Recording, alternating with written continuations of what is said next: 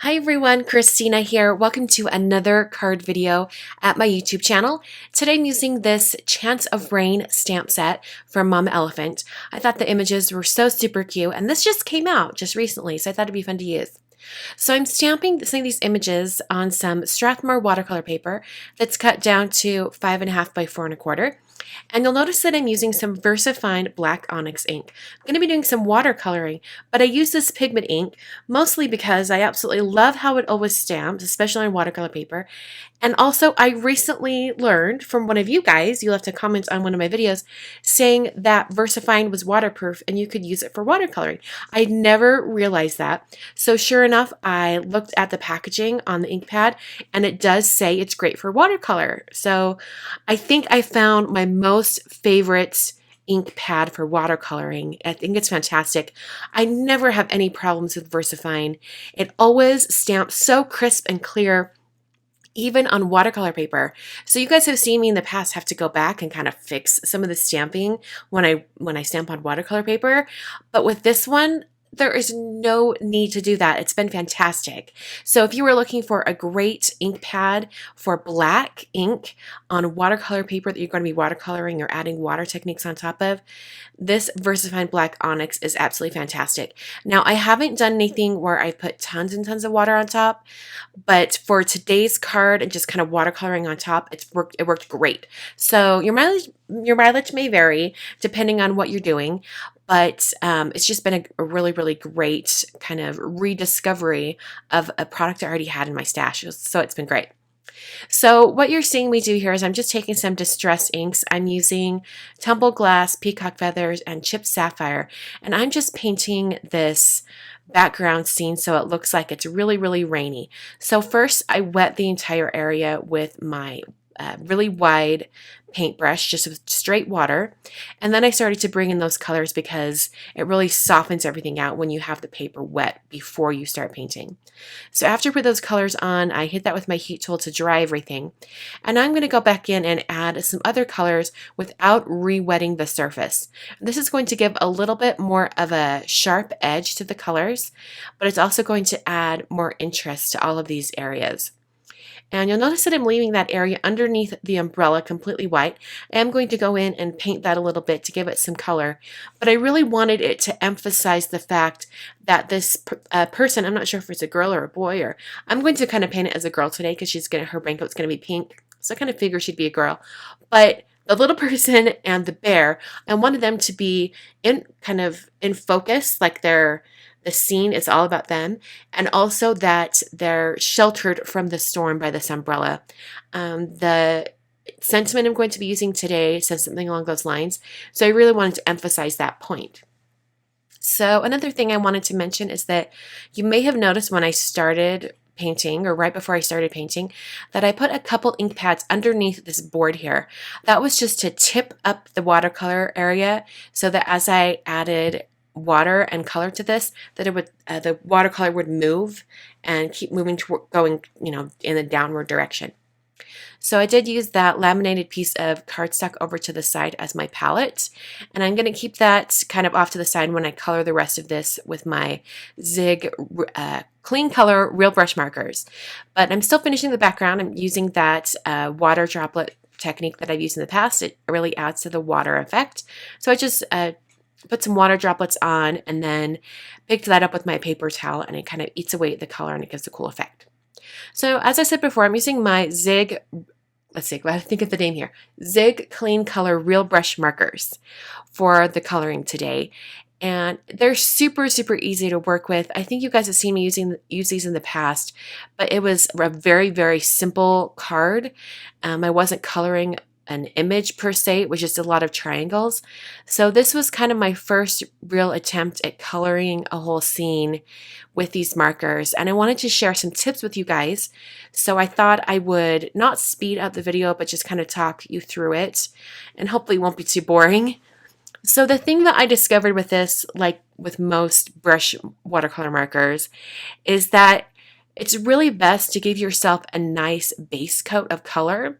So I like to put the color directly onto the image and then come in with my water brush. In this case, I'm using a Faber-Castell Deluxe water brush. And just adding that water on top and getting that color moving away from the edges. And then after you've kind of added the color in from all those edges and got everything moving, while the paper is still wet, you're going to go in and add some more color in those darkest areas.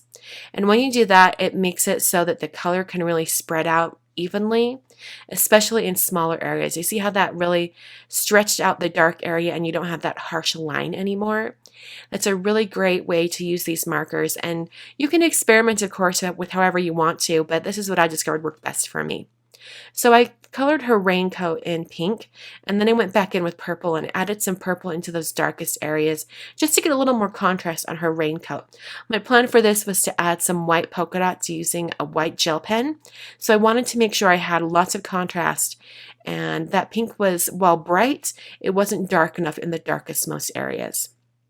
So I kept adding a little more purple here and there. And then after I've got all of that purple on the raincoat, I'm going to go ahead and move on to her rain boots. I'm just using a yellow color, and before I even add water, I'm going to go ahead and add mustard as a shadow on her rain boots.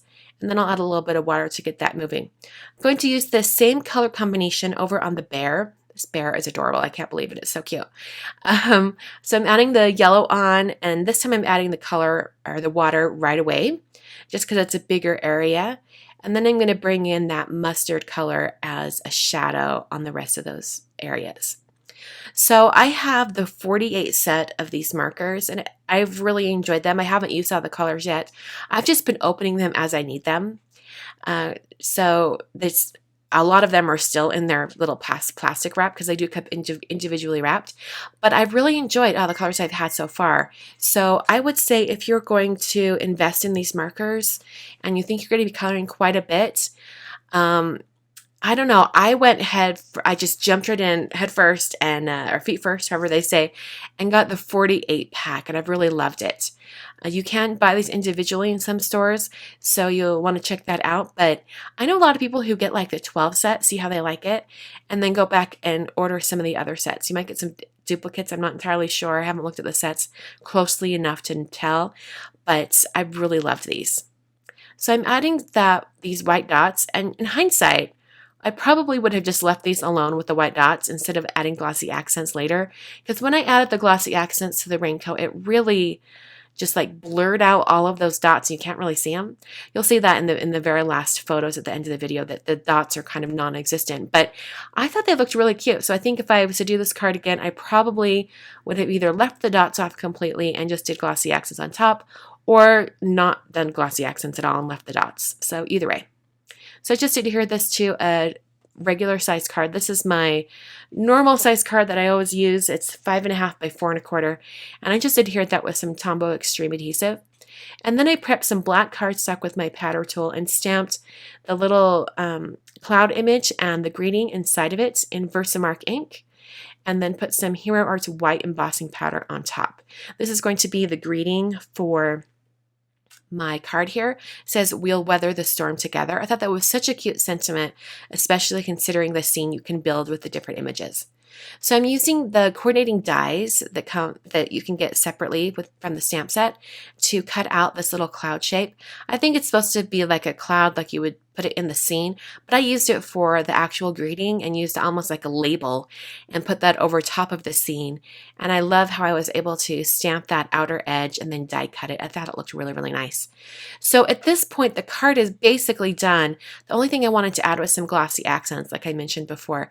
So I put some glossy accents on the umbrella and on the little bear's raincoat and boots, and then also on the little girl's raincoat and boots, just to add some shine, give it that really wet look, like it's been out in the rain. I think it's a really, really cool effect, and it's perfect for cards like this where it's talking about rain or weather, things like that, just to give it some dimension. So as you can still see the dots a little bit on her raincoat right now, but in the final image, you can hardly see the dots at all. So it's kind of sad, but that's okay. Next time, I will remember not to use white dots underneath glossy accents.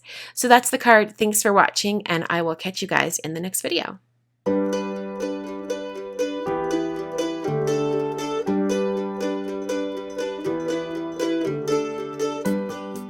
Once again, thanks for watching. On screen right now are 3 cards where I used images from Mama Elephant. I really love the illustration style of their stamp set, so I thought I would point out some cards that I've made with their stamps recently. If you want to subscribe to my YouTube channel, there's that button up in the top corner, and you can visit my blog at kwinnerdesign.com.